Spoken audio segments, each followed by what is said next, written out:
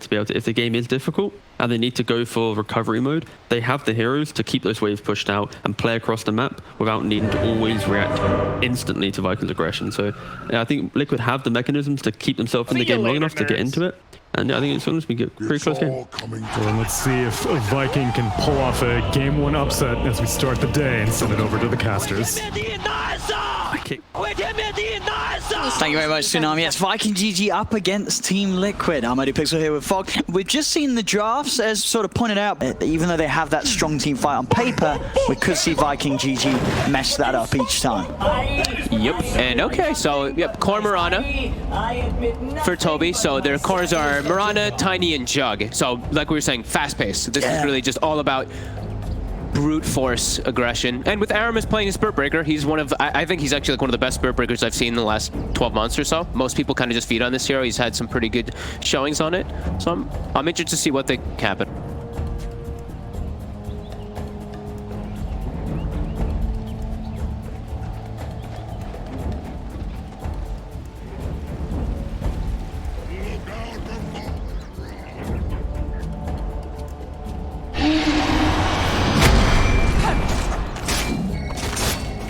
For the first blood here, as Insania has been caught out. Oh, they didn't give it to their Tiny. They should have.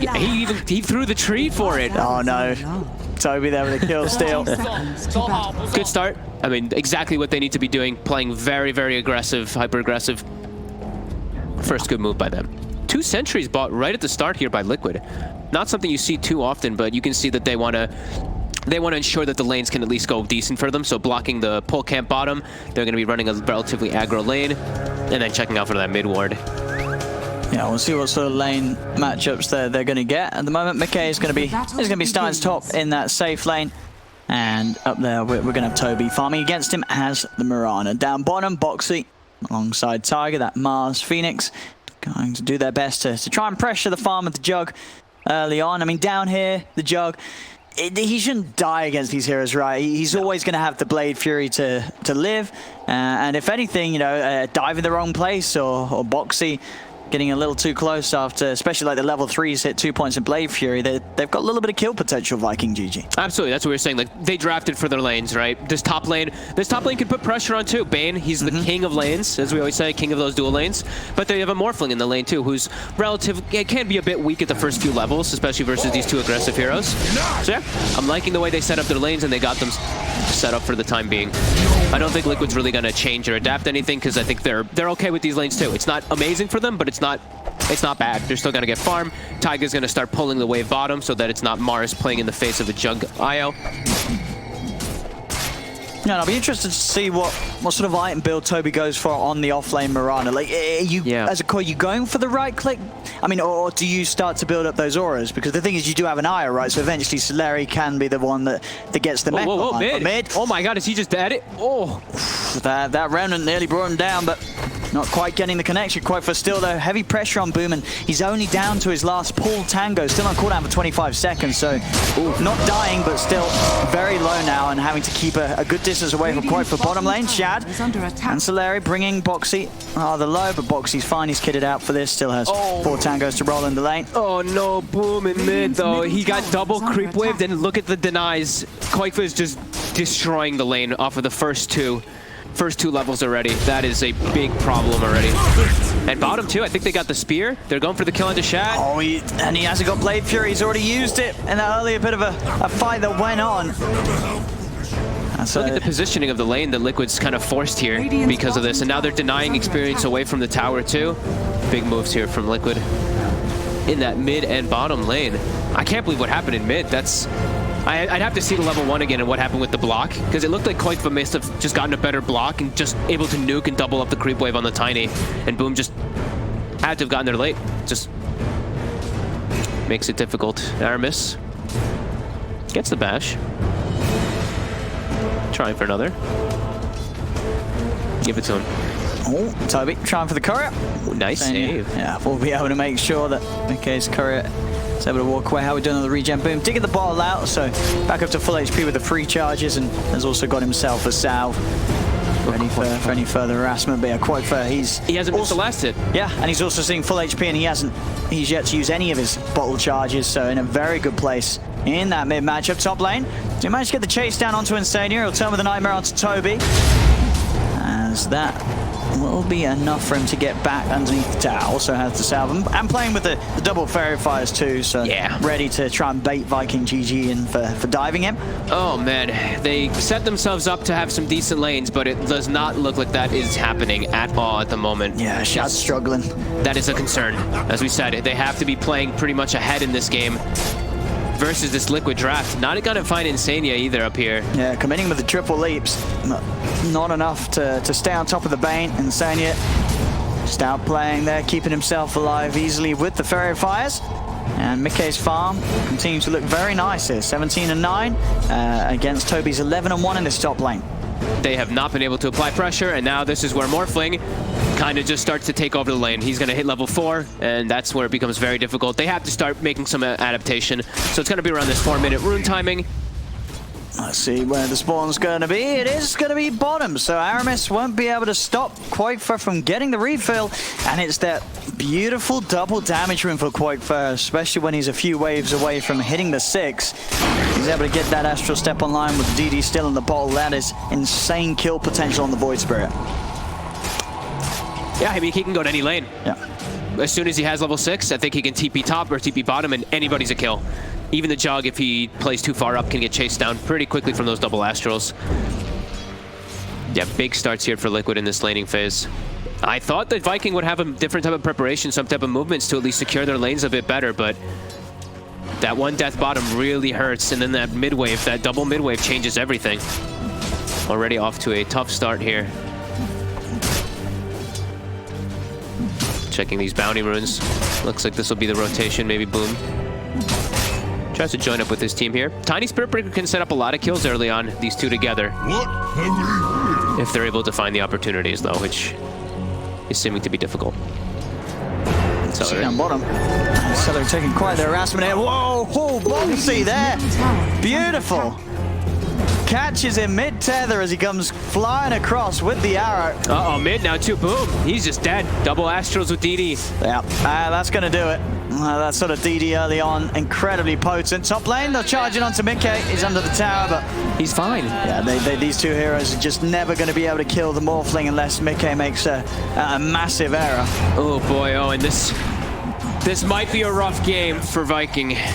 Off of this laning start falling, it says less than 1k gold behind, but you can just feel how dominant Liquid is being in this lane. Look at their levels, like level 5 on Mars, that carries level 4. Everybody is just having a spectacular start. Level 7 on Void Spirit, level 5 on Tiny. Down in the river, 6-minute runes up. Again, the spawn's going to be bottom. Okay. Does mean that Liquid will be able to control that for themselves, as Quakefur will be able to go and grab it. They're going to try and set up on Aramis first. He's pretty tanky as the Spirit Breaker, so not a kill they'll be able to finish off. Now has a raindrop as well, so it'll be just fine. Toby top is going to continue laning versus Mickey, but you said Mickey's chilling. He's on full free farm mode. Hasn't really had any pressure onto him at all. He's salving, or he's healing up there, but there is a charge coming through. Maybe they catch him off guard, but pretty unlikely. And we see, so the build from Toby on the offlane Rana will be rushing the Spirit Vessel for the team. Okay, I mean, they do want one. For certain. That'll be pretty good timing pickup too, because he's the core hero. Yeah, no sort of supports on or heroes on Liquid's lineup that offer any sort of dispel, so the Vessel charges are going to be strong offensively. I'm just eyeing up Mickey, but again, just such a hard lane for Aramis to try and play into. Dire's courier has been chances of catching Mickey low on the HP are already very slim, and anytime that Insania is around, a quick Nightmare just stops the aggression. I mean, Toby might just die here. Charge is going to come through to try to help. He's got raindrops as well. He'll be okay. Now Aramis, though, taking a beating. And they get the arrow, and onto Insania. Again, another Fairy Fire will keep Insania alive. The raindrops, it saves Toby again. Okay. I mean, they're not dying, at least up here, but still they're not slowing down Mickey's farm. No. Continue to see the 7 minutes in all 3 of Liquid's cores It's as if they haven't even had any contest in the lane. They've just got complete free farm. And full rune control too. Look at Koifa, a haste in his bottle. We have another rune spawning in 8 seconds. They have all the freedom in the world. They even get the first D ward there on that high ground in mid. Dire's middle tower And Koifa gets another one. They're blessed right now. Every single rune. Even the Dota gods are on Liquid's side right now in these first 8 minutes. We'll see what Koifa can do with the remaining duration of this phase. He's already a little low. He's caught out there as he's underneath the vision of that creep coming over to the camp. And Shad, every time he tries to get a setup on the Taiga, just quickly dives away. Maybe boom. This might be a rotation. He can catch Taiga. Oh yeah, this should be a good one for them here. Let's see what they can do here. And come in with the combo, Viking GG. Get the kill onto Tiger. So some action now being found by Boom with these movements. I think this is what he has to do. I think just start going full aggressive on the Tiny. Just looking to rotate for these kills when people are playing too far up. You have to be careful though, because Void Spirit can match that aggression easily with those Astral Steps, but I do think he has to try to salvage these side lanes a little bit here. Great warding coming out from Team Liquid, very aggressively positioned. You see the bottom wards so that they can watch the movements coming out, and also the wards watching up here. These type of wards are just, anytime you can get wards closer to the enemy base versus Spirit Breaker, you always can just, Aramis charges, you see him charging through these wards, you can see the setup easy. Celery will burn away. Koifa is going to come past the tower. Not really too much you can do to threaten Shad, but Shad just having to play so careful here, hiding behind the tower. Mid lane, Boom and Aramis in onto Insania. He's got a raindrop. It's not enough between the two of them. The setup from the Nightmare will be there to skewer a Spirit Breaker right underneath the tower, but still very beefy as the Spirit Breaker, and no damage here to kill him off. Aramis will be able to walk away. Boom tries to come in and find Insania with that last avalanche, but Insania will live. Oof. Not even able to get the kill on the Bane. 10 minutes. Let's see if they can set up a rune here, Shad. We'll get involved here, Mika. We'll get the Strength Morph off. Is under attack. We'll try and run him down a bit, but not really too much hope in trying to commit for this Morphling with these heroes. They just don't have any answer for Mickey right now, not until at least they have the Spirit Vessel. Then maybe more of an opportunity for them to make those plays. Maybe some slight, yeah. It's still, like we said, tough. No silences, very limited disables versus a Morphling. It's a really good last pick Morphling game. He had so many plays there. He could have turned into Mirana, could have turned into Jug and spun away, leaps, etc. He was just fine. Boom. Again, looking for Insania. Insania's got backup though. Wait's there. Boxy's able to walk in, drop the arena down onto the two of them. He spears the Tiny up to the tower. Koifa's in as well with the Resonant Pulse damage, splitting them apart. Dive forward from the Phoenix as they stay on top of Boom. Boom will get the toss back onto Koifa. So Celery will go down, but Boom himself, will he lift the Sunray? Is it enough? It's not. Boom will get away. They get the kill on Tiger because of that dive attempt with the Sunray. Oh, and Koifa. Charge over onto Koifa. He's low on mana. Viking, they're going to be able to pick up the Void Spray on top of it. They jump forward. Toby, he's looking for Insania. Mickey's going to turn into the Mirana, try and play back into the face of Toby as Toby on the retreat. Mickey back into the Morphling form, beating onto Aramis, but not enough damage from him to get either of these kills. So Viking actually able to punch back relatively hard there. Top lane as well. Omni Slash onto Boxy. Can they finish this kill off? They can't. Boxy's able to turn in time with the spear. The Sunray damage not enough to outdo the heals of Celery. The dive forward is going to be attempted. He goes for the super, but Shad, he just puts the Blade Fury, easily takes down the egg. As Viking GG, they're getting some big kills here as they really start to pull themselves back into this game. I feel like they're getting handed some kills here from Team Liquid. Taiga twice overplaying his hand, once in the mid lane, then up top. Both of them end up dying. I think they also lost Insania throughout it, and Koifa. All right, that's down a tower for Shad. That brings back everything that kind of happened poorly inside of the laning phase. Yeah. They're back in it here with the net worth. Yeah, you can entirely. see it. Yeah, pretty much all of their cores now, even with that and Liquid. Some very nice moves here from Viking, and this is a team you've got to be careful. We've seen this in the past with this squad. Any sort of chance for them to run at you, they're going to do it. They've got the heroes to do so. We're seeing with this Breaker, Tiny, Mirana, they're going to be straight in your face, as Liquid have to be careful at how they sort of stay split up, as dives will be coming in past these tier 1s each and every time Viking sees an opportunity. Yeah. There's mid lane. Another attempt here towards Insania, but Insania's got quite for a round. Nightmare setup, but instantly taken off. And again, one of the powers of these heroes, Aramis on the Breaker, Boom on the Tiny. These are very high HP heroes early on. The Void Spirits combo, you know, Quakefer, he cannot sort of solo these heroes down. There's too much HP for him to burst through. Absolutely, and Quakefer, he's actually gone for the Yules build this game. I thought he might go for more of a snowball build, but I guess because they died, maybe it changed some things. Maybe he would. I thought maybe he'd go for something like the Orchid for the kills, but looking at bottom, Mickey very alone here. Shad is going to get bought in by Celery. They've got the control here with the ult into the arrow. 5 heroes upon him. Mickey in a whole lot of trouble. They're trying to head over to help him out, Liquid, but they cannot get here in time. All right, there we go. Yeah, they are hitting Liquid hard now, Viking. They say it doesn't matter about the laning stage. We're going to come through in this early mid game and just outplay them as Liquid getting truly shaken up. And now they, because of those few kills, first, bottom. And see if they got enough control though. I mean, Toby's got a lot of HP himself to work with this full Spirit Vessel. You know, 1400 HP Mirana isn't getting solo through. There's a Blink Tiny coming too. They're trying to poke onto Aramis, but they're not getting the skill. Liquid have to bring in more if they want to try and take down these heroes. The TPs are coming in. They've got 4 members down in Liquid, and Viking know that. They're forced a reaction. They'll back away from this and make sure that Liquid don't get the chance to find this fight that they were looking for. Oh my god. I mean, these last few moments, in the last 5 minutes, they picked up a Vessel, they picked up a Blink, and then they also just picked up a mech on the IO.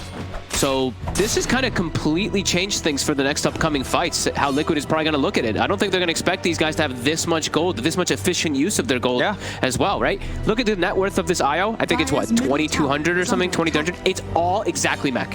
2,240. It's literally just his mech all contributed there perfectly. So yeah, a lot more factors that Liquid needs to worry about. And now this Jug, he's taking control of that top net worth. Huge moves from Viking. Oh, Boxy, he's going to get caught out. Boom's in with a blink. Boxy is going to try and run, but the charge is in. Boxy will turn, be able to spear them back, and does have Insania by his side. He's having to use the arena to get away, but Aramis, he jumps in with the ultimate. Boxy, can he survive it? Boom needs to get one more hit, and then the Avalanche is back up. They get the kill. They'll cut down Insania as well. As Liquid, they're really starting to struggle. They are just getting outplayed in every single event over the last 5 minutes. They had a great laning stage. Their 3 cores far ahead, but now they're falling apart. The combo's in onto Quakefer. McKay trying to zip in, turns to the Tiny to let the combo. They've already finished off Quakefer. The Omnic Slash comes out onto McKay. Aramis and Toby pushing it back. The arrow's in onto this Morphling. The 4 of them surround him. McKay is dead. And Liquid, what is happening? They are getting smashed here by Viking in every single move. Holy moly. I mean, Viking is just outmaneuvering, outclassing, outnumbering them in every single occasion. They kill bottom, they have, I think, relocate. They're moving so quick around the map. With this charge, with this Mirana, they're using their mobility at its finest and not letting Liquid kind of group up and fight, right? Liquid wants to be able to utilize Mars and Phoenix ulti. They want to be able to have Quakefer jumping in and starting the fights, but they're the ones actually getting gone on. And you can see in the graph that the whole sort of laning phase was just, you know, very comfortably for Liquid, building up in their favor, and then bam, Vikings start making these moves up and down the map, and it's too fast for Liquid to deal with. Liquid are just all over the place and not quite ready for this aggression. They do now look up top to try and turn things onto the Spirit Breaker. Arrow comes in, holds back Quakefer for now. Can Aramis get out of there? The Moonlight helping him out, but the Sunray continues to burn. Do they have detection for him? It doesn't even matter. Aramis is going to be able to charge back over to the creep wave, get himself away from the 3 of them. At the same time, on the mid lane, an additional fight continues as the arena's down. The setup will be there for Mickey to blow up Celery. They'll turn over towards Boom, but Shad's here. Make sure the Boxy and Mickey can't commit any further for Boom. So Liquid able to find a kill, but of course not necessarily a huge one. But look at this. What's happening? Viking keeping the score even there when it comes to action in the last minute. As they get another kill onto the Phoenix, they're now starting to grow to a 2K lead. I love how this team is playing. No hesitation. They understand how their lineup is supposed to play. Jug's getting all this farm, but look at the way that Boom is playing. He showed mid, he got Mars ulted. no hesitation, TP's top finds a kill on Phoenix. They're not slowing down for these kills at all. This should be an easy pick, or is it? They cancel the Fiend's Grip, doesn't matter. The burst is there to bring down Toby. They'll lose Insania for it. Viking, can they get more from this? They turn over towards Boxy. Boxy trying his best to juke away through the trees. Is it going to work? He's hiding, but they've got the vision on him. They've found him. The IO back out, but the vision there long enough for Aramis to go for the charge. Doesn't want to commit, though. Quake will be around to put that charge to an end with the Remnant, and TPs were coming in on the outpost. Quick fighting moves, though. Immediately, as soon as Toby's getting gone out, no hesitation. The IO Tiny, they're paired up. They relocate top. Spirit Breaker joins the fray. Every single time, it seems like Viking, they're just bringing the numbers. Liquid is not prepared for this run-at-you lineup that's somehow swung this game so much from those last few moments. Look at this. Jug now is 1,600 over. I believe it's a full Manta plus more. Or he went for SNY. He's going to go for the disassemble build, but look at this Jug. 1,700 HP. He has his Pupil's Gift, Drums, SNY. And he's set up for success now. And the balance from Shad as well between hitting the creeps and hitting the heroes, it couldn't be any better. Perfect. 3, 1, and 5. You know, this Jug he's been getting involved. This is not an AFK Juggernaut. Shad's been keeping up with the tempo of his very aggressive teammates. And really, really getting involved, and it shows. The levels and farm for him very good for 18 minutes in. Celery. Walk up versus Insania, Sentry versus Sentry. Neither of them confident to step out for it just yet. Looks like we have a little bit of a lull of downtime here for a moment before all the action's going to start kicking off again. So what, he bought the Halberd piece now? I believe he has that finished up already on the Jug. So that is it's a really tough to kill Juggernaut already at this point. You were talking about the burst damage that comes out, particularly from Quakefoot. They have more than enough HP on their core heroes now in order to tank versus most of it. That's the thing. I feel the games where you really see Void Spirit suffer are those games where, 20 minutes in, you're sort of asking yourself as the Void Spirit, who can he kill? Who does Quakefoot go on and blow up? And at this point, with the heroes on Viking GG and these early items, it's none of them, right? But Quakefoot, he's always going to need that additional 1 or possibly 2 heroes to actually go on someone and take them out. Yeah. I mean, everybody's too tanky at this point for him to do anything. IO has Mech, Spirit Breaker is Spirit Breaker with 1,700 HP with Drums and Tranquil Boots. So, yeah, definitely tough for Quakefoot to play around with this, just like pairing up with one hero and looking for kills. They actually just need to look for fights. Liquid is not about to pick off draft. Nice, quick and easy grab there for Viking. Well, Viking is about to pick off draft, right? We see that immediately. They can set up kills with 1 or 2 heroes quite easily. Yeah, Liquid has to start looking for some team fights pretty soon here with their lineup. Otherwise, I do see them start to fall behind. Every time they're splitting up, Viking is just on them. Look at this. Top immediately. Aramis, no hesitation. See a little bit of time more for himself there with the self-fuels, but there's the backup. Viking, they're just all here. They're just all here on top of Quakefoot. I mean, they are just destroying the flow that Quakefoot wants to get going as a Void Spirit. Boxy will go with the arena onto Boom. Has target behind, but Boom, he's got a lot of teammates around. Aramis charges over to try and get in, but the Tiny will fall. McKay turns to the Spirit Breaker, able to give Aramis a bit of a taste of his own medicine as he charges in upon him. As Liquid will manage to kick back a Viking, sticking around a little too long there, the two of them up top. Meanwhile, Shad and Celery getting to work on the bottom lane. This tower and creep wave will push Shad very close to having the completed Manta and Halberd. Big boy here. Big Jug. That situation there, they get the Void Spirit kill, they stay a little bit too far forward. That's when Liquid can start to react. They finally have their Mars Phoenix. Phoenix now has Max Sunray, so there's the damage that we're looking for, right? See if they can get this Jug. This will be the big one that needs to stop Shad's game. With the Grip, they have no way to cancel it. I do not. He's getting healed by the tether, and even with the 4 heroes going for him, Shad's just able to get out. The arrow connects. They're going to be able to bring down Tiger by the looks of it. Can they take him out? Oh, if they can. And with the charge through from Aramis, straight through the 3 of them. Viking, they're fighting on, despite the fact that they've lost their eye. It doesn't matter. They're too strong at this point. Liquid cannot deal with them. Insania is out as well. And that was 4 heroes trying to go on Shad's Jug. They just couldn't do it. They brought him down to about half HP. Celery with some great positioning, just sort of swinging around the edge of the fight. They couldn't get the IO off the Jug. And even with the full lockdown of the full duration Fiend's Grip, they couldn't kill him. Those heals, that mech. I think next time now we'll probably see Liquid put more focus onto Celery because of all that, but that's a painful one. They might be able to find Aramis here. They will. Yeah, Shad not quite able to find the Omni-Slash target that he'd hoped for. They're still in the area. Yeah, they could still take this Viking if they want to.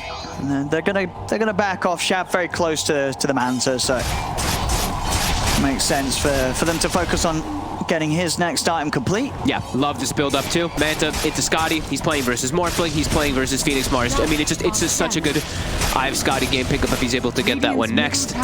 Yeah, they're off to a real good start here after all this recovery. 18 to 12, 1K gold lead, boom, non-stop aggression. Look at this guy, 6-2 and 8. He's already on the prowl, kind of looking for another setup. Might just clear out the mid wave first, but. I mean, how would you sort of consider the status of the game in terms of being a game that Mickey is going to be able to take on his back and carries this more? At the moment, is there still a very good chance that Mickey will be able to do this? Yes, I still think it's a last pick Morphling game versus like no silences, very limited disables, and very telltale spells, and he still has the heavy backup of his team. It still is a super solid game for Mickey as it does progress forward. Viking still needs to kick up that tempo, but if they can get a couple kills here, if they can keep these pickups, that's when they get a Roche, they get map control, and that can lead them to success versus this Morph. But yeah, Mickey is definitely the one to look out for still with the backup of his team. Well, let's see what they can find here with the smoke. Straight over towards the river, charging onto Boxy. They found the two of the Boxy and Insania grouped up together. They go in straight away with the Omni-Slash, cutting them down. There's going to be a buyback from Insania, who wants to try and get across and help the rest of his team, because the rest of the three of Liquid, they're still around it. They'll turn, they'll be able to blow up the IO. The egg is going to get focused immediately as Boom picks up a triple kill. The start of the bash is onto Mickey. Mickey is falling low, he's down. The crit comes through. Mickey is out. Insania, he's going to be ending up dying back in this fight as he's in the river, dead for a second time. Koifer jumps away, the dissimulate, they've got vision, if they got a stun, they have. Boom throws up the avalanche. Koifer still with the movement speed to get away, has got another astral step to jump out. Boom, he's going to have blink up in a second again. Is he able to find Koifer? Avalanche up in a couple. Koifer turns with the Eels, but the vision's already there for the charge to come in from Aramis as in they go, flying across onto the Void Spirit. The high fives are offered up, but there's no response from Koifer as he's dead. And Viking, they're just so quick, they're everywhere. They've just killed off everybody. I think 6 heroes technically, Insania twice. On top of that team wipe, they're instantly into Roshan. I mean, you give Viking any sort of chance to make a move and they just take everything from you. It's so smart the way they did that. The smoke on a position where they secure the area, right? They put a ward, they put a sentry, they smoke, they go as a team, and they find the 2 perfect targets. I mean, ideally they would have found Phoenix Mars, but they found Mars and Bane, take them out before the fight starts. And then the egg is put in a position where Jug and Mirana are alive, so they just easily bring down that egg by themselves and hold their ground. Viking just making all the right moves. Liquid starting to fall out of control here now. Yeah, and the timing. That was the big fight. That was the big fight that Liquid needed to kind of come back in here for Mickey. Now 6K gold lead. Viking has so much freedom around the map now. Yeah, and Shad's just massive. Yeah, and he's huge. And Viking GG, they're so focused on every little aspect, which is 25 minutes in, the runes come up, they pick 3 for themselves, they couldn't get to the one on the dire side, but that was okay, because Shad, he still had his illusions there, he denied the bounty rune, so Liquid get nothing at the 25-minute mark. They lose Insania yet again, a 7K difference now. I mean, this is really starting to look quite hard for Liquid to slow down. The weight on Mickey's shoulders just getting ever heavier and greater. He's got so much work that he has to do to try and swing this one around, and it just seems so hard for him because Viking, they're just in his face. They're in everybody's face in each and every fight. He feels alone is the biggest thing, right? Koifer has fallen off pretty heavily in the game. I mean, look at this tiny KDA. 11-2 and 10. 11-2 and 10. He's 21 of the 25 kills. He has been in there. Look at the 3 cores. That's insane. 11-2, 10, 5-1, 13, 4-1, 11. They're having the dream game. And you got to remember, specifically Boom, you know, that lane, he was off to such a rough start in the lane matchup against Koifer. But the difference between his game and Koifer's is night and day. 11-2 and 10 on this mid-tiny compared to this 4-4-4 on Void Spirit. And that, you know, 4.5. That's not a great, that's not what you want as a Void Spirit. That's not you've had a rough game. Now things really started to snowball. And they can continue to keep this map control here. They take the top tower, they take the outpost very quickly. They're very decisive with their moves that I've noticed from Viking GG. Toby, that's been caught out by Boxy. They're going to look to try and blow the Mirana. Aramis trying to charge him with the side, but the arena holds him back. They've got the grip onto the Tiny here, but the BKB's already out. Boom, he's not taking any damage during this grip. Aramis comes charging across the 3 of them. The combo's in. The Taylor across. Insania tries to protect himself from the sleep, but Mickey, he's caught in the avalanche. Can he actually get out of this? He waveforms to the side, but Viking, they're just going to continue to chase, run them down into the Blade Fusion. Blade Fury on Blade Fury. Blade action here between Mickey Mickey and Shad. again. Mickey has to spin his way out of this, but it's a dead supernova. Each and every one of this game has just been unsuccessful from Tiger, and understandably so. Viking, they have such a great lineup for killing that egg. They also catch Boxy off to the side of this tier 2. And it really feels like Liquid, they've got to start going back to the drawing board on this game. I mean, they started off well in the lanes. They have a draft that could have been able to take this late for the Morph. But Viking GG from sort of 10 minutes onwards, they have just run over Liquid. Liquid have looked so shaken up this game. I don't know what else I love seeing more than when a team, they play their strategy so well that they break the other team's strategy. They've just broken them. Liquid wants to fight, they get these big team fights, but look at the way Viking's playing it. They're not giving them the opportunities. It's always like, oh, 2 or 3 heroes of Liquid are set up here, and then they just 5-man them. Then again, 2 or 3 heroes, Viking 5-mans them before all Liquid is set up. Or they kill people before the fight starts.